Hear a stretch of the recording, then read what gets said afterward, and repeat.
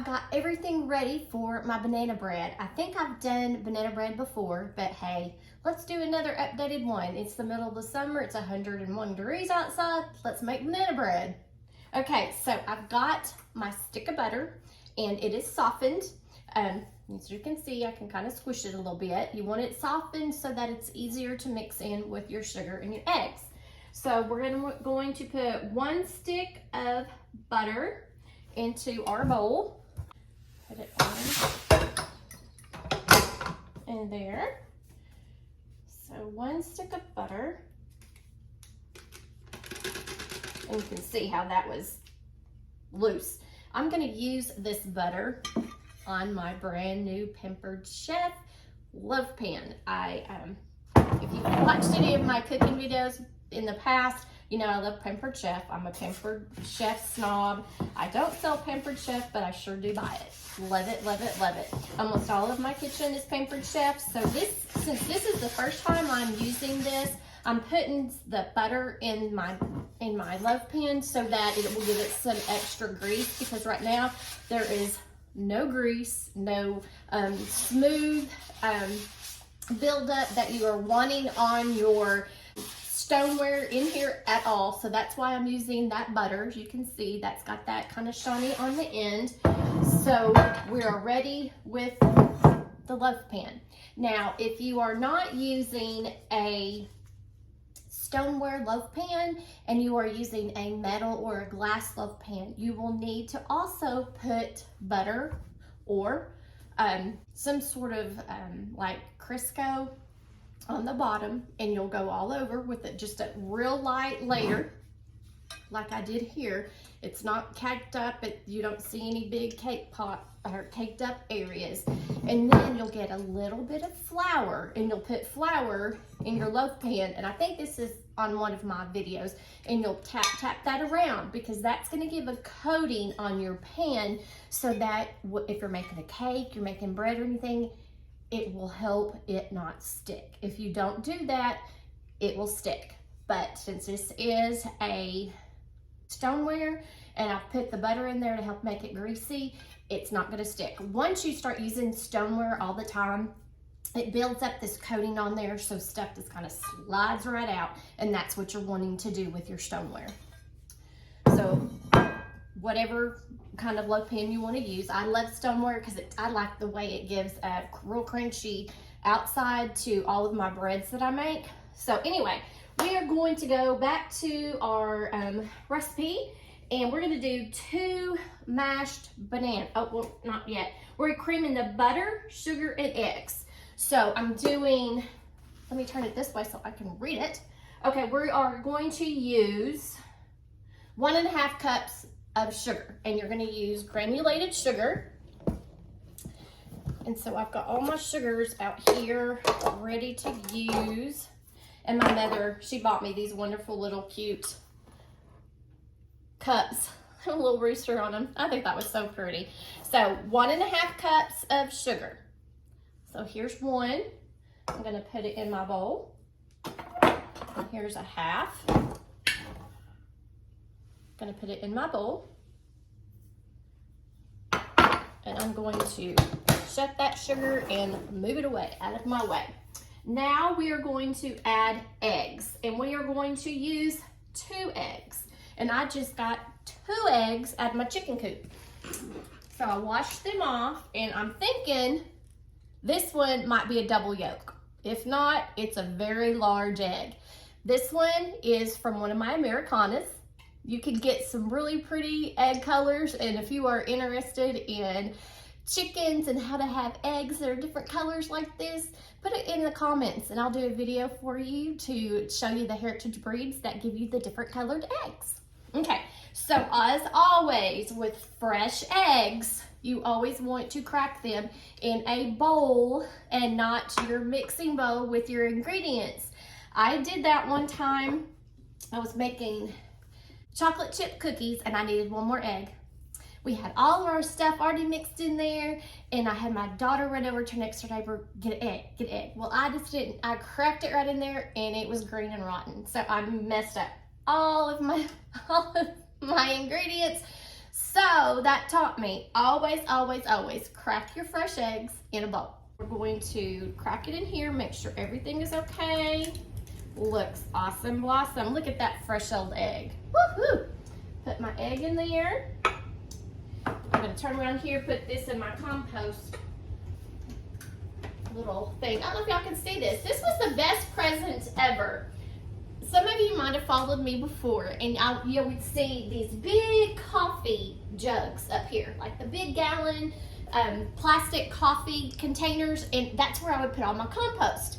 Well, my daughter came home from the Navy last year when my daddy died, and then a couple weeks later in the mail I got a gift, and I was like, where is this from? And I was like, oh my gosh, and I opened it up, and she bought me this cute little composter that sits underneath my kitchen cabinet.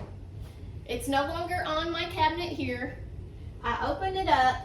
I have bags that go on it that are biodegradable, and then I just can open it up like this and put my peelings in here right now. I've got coffee peelings, I've got eggshells, I've got onions, cucumbers, and everything on that. So I close that up, no smell, no nothing, and I can shut it back and nobody knows I have compost in my kitchen.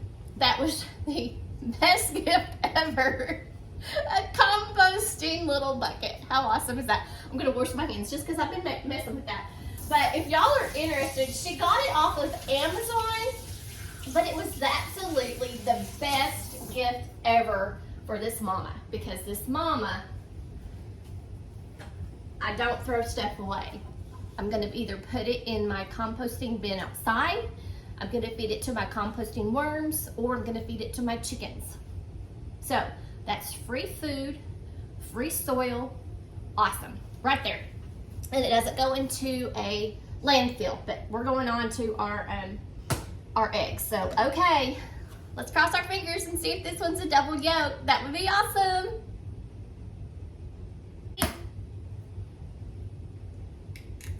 Nope, just an extra large egg. Very large. How awesome. Okay, that is a really big egg. Okay, so anyway, so we've got our eggs ready. Let me put this back here out of my way, not to get eggs on my cabinets or anything. Put that in my composter. Rinse off my hands as I touch that compost. And get this is my rag for my hands. You have a rag for your hands. You have a rag to wipe off your cabinet. My hands are clean. My clean rag for my hands. Okay, so we've got, oops, I need this. I need my paddle for my KitchenAid. Okay, I'm gonna do a plug for you ladies. Get your husbands in here. Bring them on in. Okay, guys, if you want your wife to have supper on the table every night, buy her KitchenAid. Buddy, you'll be blessed. Your tummy will be full by her KitchenAid. Woohoo.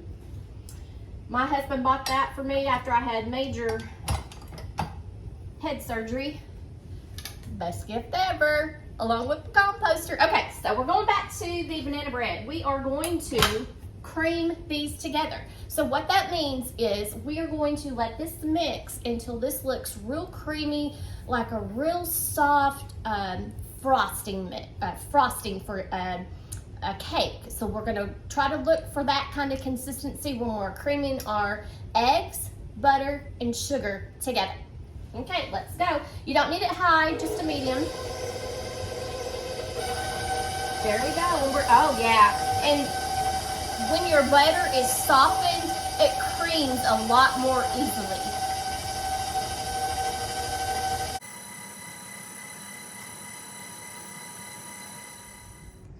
Okay guys, I want you to look at that consistency.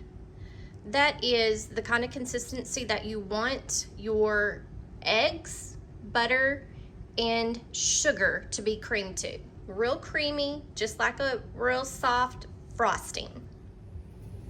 Okay, now we are going to add 2 mashed bananas. I never mash my bananas because I'm going to be mixing them up in here and they are already super, super soft. Now, I bought these at the store when they were first turning brown. So I put them in the refrigerator, and when you put bananas in the refrigerator, their peeling will turn brown. So these are not rotten, they are just overripe, but because I had them in the refrigerator, the peel did turn brown. So I'm just gonna peel that off, dump those in there. Use my compost back here. This is fixing to go out to the garden. Actually, I'm going to put it into my composting worms because it has a lot of banana peels in it, and my composting worms like the banana peels. So there's another banana. Some of these did get some bruises on them. So we'll just, I am doing 2.5. I just always kind of, if I have 2 bananas, I'll use 2. If I have 3, I'll use 3. I have 2.5 right here that were already ready. Still have a whole bunch here and a whole bunch here. So I'll be making a lot of banana bread, and I think I might be putting some banana bread in the freezer. That's the first time I'll do that, so I'll check it out, make it, and see how it goes. Okay, my banana peels are going into the compost. Gonna wash my hands.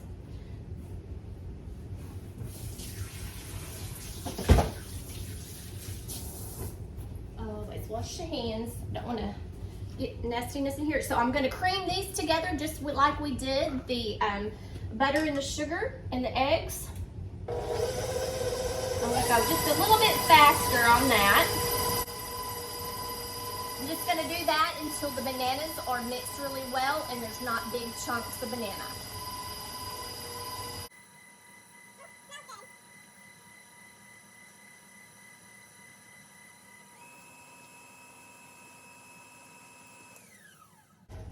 Okay.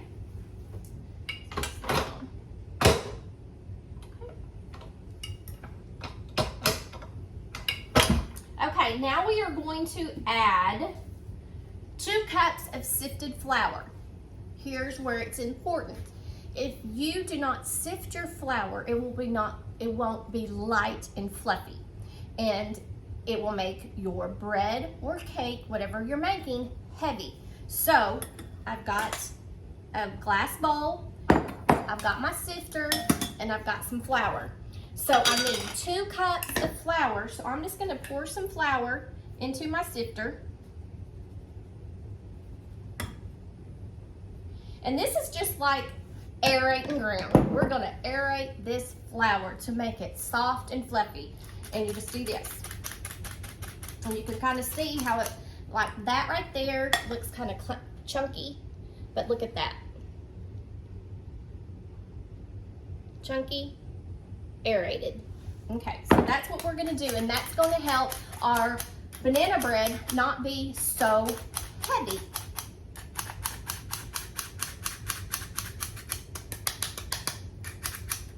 One thing on your sifter, never ever ever wash it, because if you have little bitty pieces of flour in here, it will turn hard as a rock and you will never get it out. So you just kind of get it all out. You can dust it off with a dry towel, and that's all you need to do with your sifter. Okay, that's probably 1.5 cups. So what I'm gonna do, I'm gonna get another spoon, and I am gently going to pick up this flour and place it in my measuring cup, because I just added the aeration to it. I do not want to pack it down because I wanted it fluffy, because I want a light and fluffy bread. Now, I have extra on top. I'm gonna use the edge of my spoon, and I'm just gonna go back and forth to level that off. You always want to level off any of your dry ingredients. And so I'm gonna put that in. There. And now I need another cup. Double checking before I did another cup.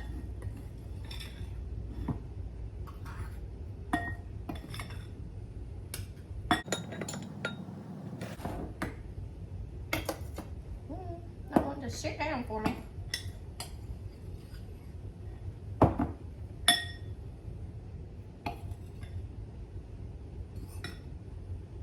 Okay, So that's a little bit like a 3/4. So I'm gonna get just a little bit more of my flour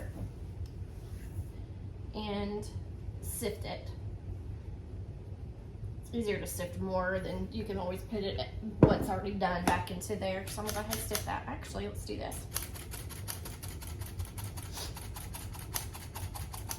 Okay.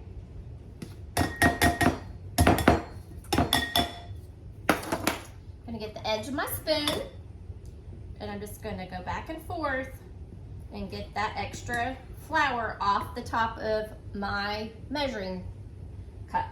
I'm gonna put that in there, sit this over here for a while, and put that extra flour back into my flour. And now I need to add baking soda and salt. And we're supposed to add that into a bowl. I'm not gonna do that because I added most of my flour over here, so I'm gonna put it on top of that flour and kind of give it a little whoosh, whoosh, whoosh together. Of course, that's what you do once you learn how to cook. I probably should do exactly what the directions say for all of those are new cooks. If you're a new cook, put I'm a new cook down in the comments. Let me know what you need to learn as basic cooking skills. Is it just frying an egg, boiling an egg, making bread? What do you want to learn as a new cook? Put it down below and let me help you learn how to cook and make that for you. You will feel so fulfilled, and it's amazing. I love cooking for my family, so when I do this makes me happy. Back to the flour, soda, and salt. So now I am going to get some salt. I'm gonna have 1 teaspoon of, no, a pinch of salt, pinch of salt. And guys, when it says a pinch of salt, you can do just a little bit more, and then just a little pinch. So maybe even maybe a 1/4 of a teaspoon would be a pinch of salt. So I've got the salt in there. Now I'm going to use baking soda. Now there's baking soda and there's baking powder. So usually most of your recipes will call for baking soda.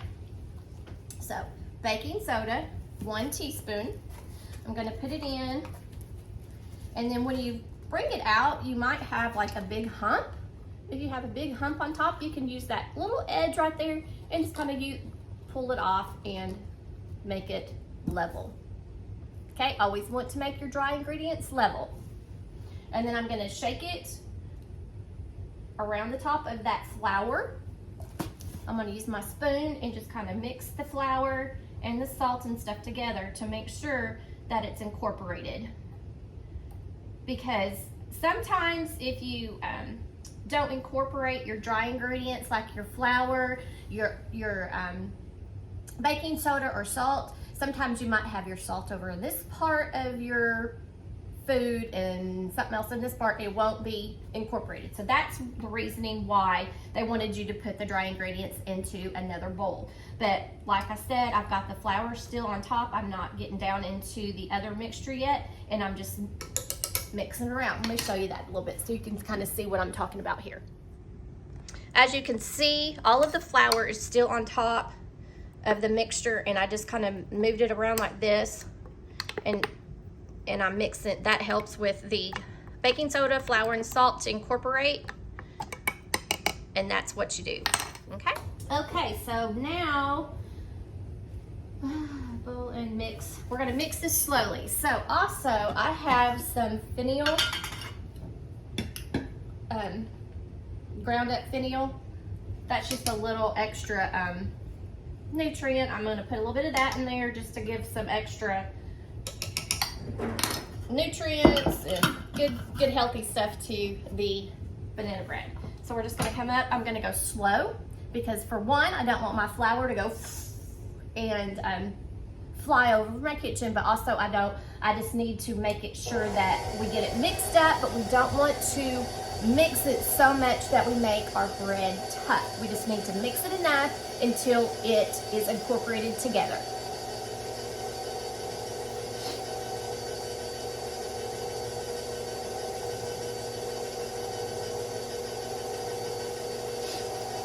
Now, since that is getting incorporated, I'm just gonna grab a handful of pecans and I'm just going to start breaking them in my hands and dropping them down into the mixture. And then while that is still incorporating the flour with the banana mixture, it will also mix up those pecans, and also some of the bigger pieces it'll crack, even though if I didn't get them cracked in my hands.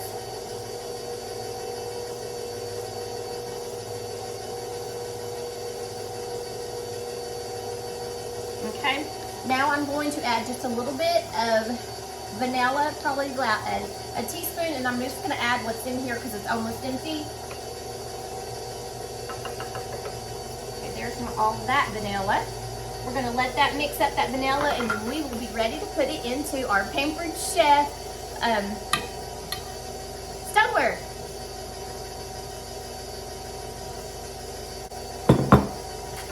Okay guys, I am done with mixing up all of the ingredients for the banana bread. So I'm going to take my paddle off, and I'm going to pull it out here.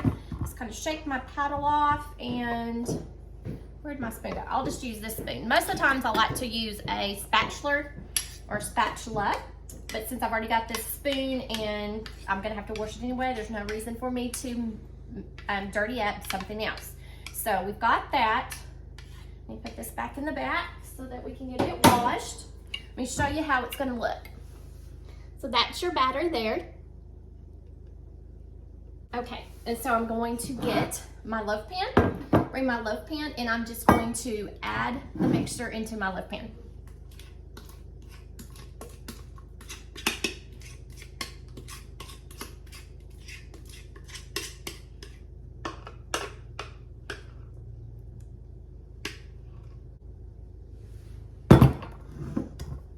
Now I'm just going to kind of smooth it around on the top.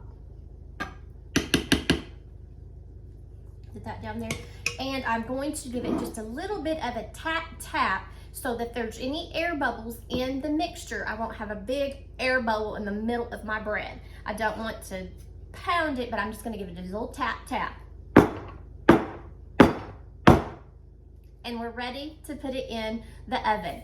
While I was cooking, I preheated the oven to 350 degrees, and we will cook it for about 50 minutes. Now, since I did add a little bit of a more banana, it might take just a little bit longer for me to cook this, but I'm gonna go ahead and start, and we're gonna check it again in 50 minutes. How easy with that? Easy peasy. We've got a sweet treat for the whole week. We are ready to go in, guys. And I probably should have put it on the lower level, but I'm gonna put it right in the center of my oven and close it up. We are going to set the timer for 50 minutes.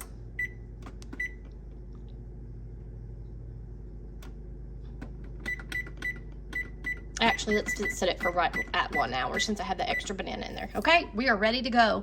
Now guys, what I usually do whenever I am cooking and I have something in the oven, I always try to turn on my microwave light. So that brings my attention to my stove, my stovetop, to always look here and make sure everything's okay.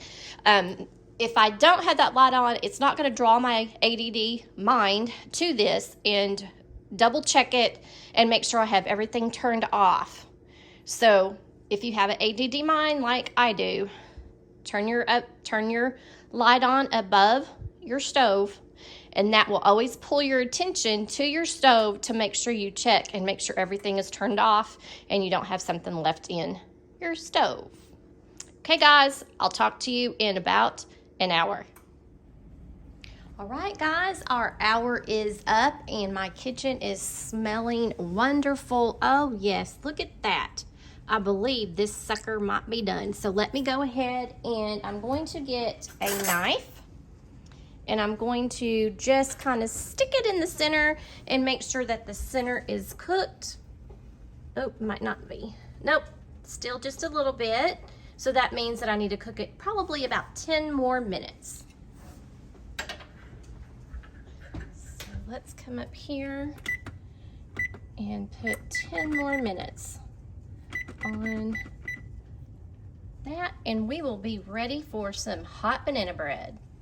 Okay guys, it's been 10 minutes, and I think I'm just gonna go ahead and pull this out of the oven and just let it continue cooking just from the heat.